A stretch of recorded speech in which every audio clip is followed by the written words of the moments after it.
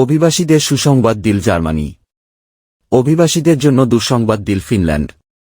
ফিনল্যান্ডে স্থায়ী বসবাসের জন্য যেসব শর্ত থাকবে, বিস্তারিত জানতে ভিডিওটির শেষ পর্যন্ত দেখুন। অভিবাসীদের সুখবর দিয়েছে জার্মান সরকার।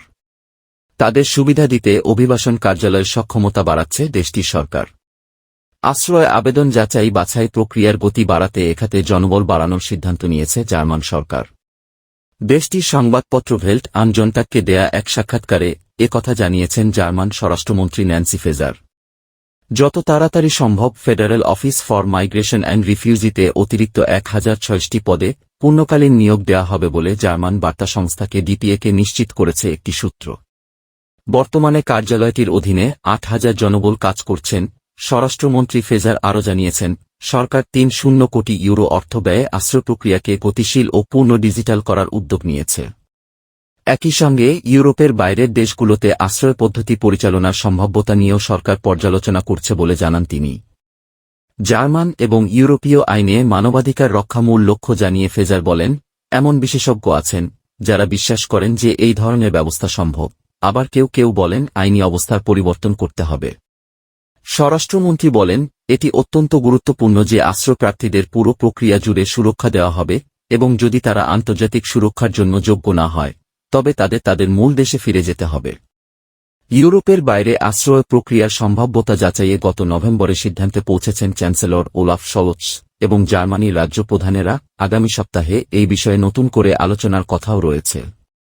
অভিবাসীদের জন্য দুঃসংবাদ দিল ফিনল্যান্ড। অভিবাসীদের স্থায়ী বসবাসের সুযোগ পাওয়ার ক্ষেত্রে দুঃসংবাদ দিল ফিনল্যান্ডে। দেশটি অভিবাসীদের শর্তগুলো আগের চেয়ে কঠিন করতে যাচ্ছে। ফিনল্যান্ডের স্বরাষ্ট্র মন্ত্রণালয় জানিয়েছে, এজন্য বেশ কিছু উদ্যোগ নেওয়া হচ্ছে। সরকারের কর্মপরিকল্পনা অনুযায়ী বিদেশিদের স্থায়ীভাবে বসবাসের শর্তগুলো কঠোর করার একটি প্রকল্প তৈরি করেছে ফিনল্যান্ডের স্বরাষ্ট্র মন্ত্রণালয়। আগামী বছরের প্রথমার্ধে প্রস্তাবটি পার্লামেন্টে উপস্থাপন করা হবে বলে জানিয়েছে স্বরাষ্ট্র মন্ত্রণালয়।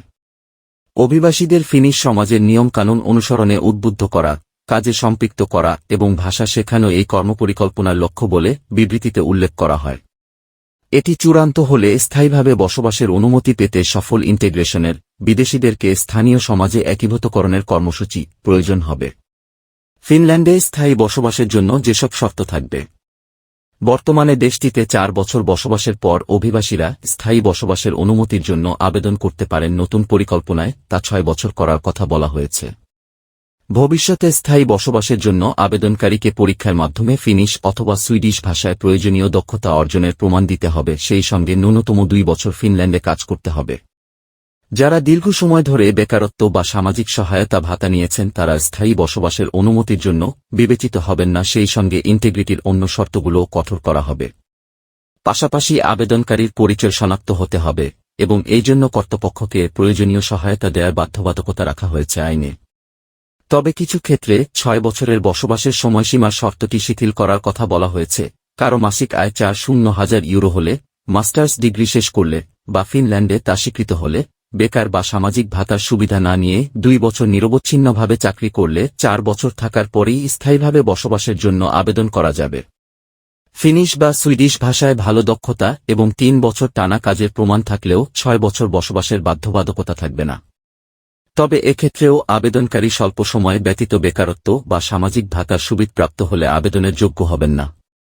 ফিনল্যান্ডে কঠোর হচ্ছে বসবাসের নিয়ম। বসবাসের অনুমতি সংক্রান্ত আইন সংস্কারেরও উদ্যোগ নিয়েছে ফিনিশ সরকার। সম্প্রতি এর খসড়া প্রকাশ করেছে। স্বরাষ্ট্র মন্ত্রণালয় প্রস্তাবিত আইন অনুযায়ী আশ্রয় আবেদনকারীরা তাদের আবেদনের প্রক্রিয়া চলাকালে কাজের অনুমতি পাবেন না। এ সময় তারা পড়াশোনাভিত্তিক বসবাসের অনুমতির জন্য বিবেচিত হবেন না।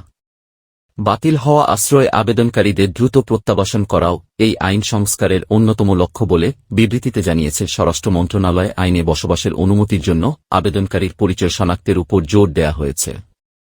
বর্তমান আইন অনুযায়ী কিছু ক্ষেত্রে পাসপোর্ট না থাকলেও তাকে বসবাসের অনুমতি দেওয়া হয়। খসড়া আইনে এক্ষেত্রে স্থায়ী বসবাসের অনুমতি পাওয়ার আগে পাসপোর্ট সংগ্রহ বা তার জন্য প্রচেষ্টার প্রমাণ দিতে হবে। সেই সঙ্গে বিকল্প পরিচয়পত্র জমা দিতে হবে।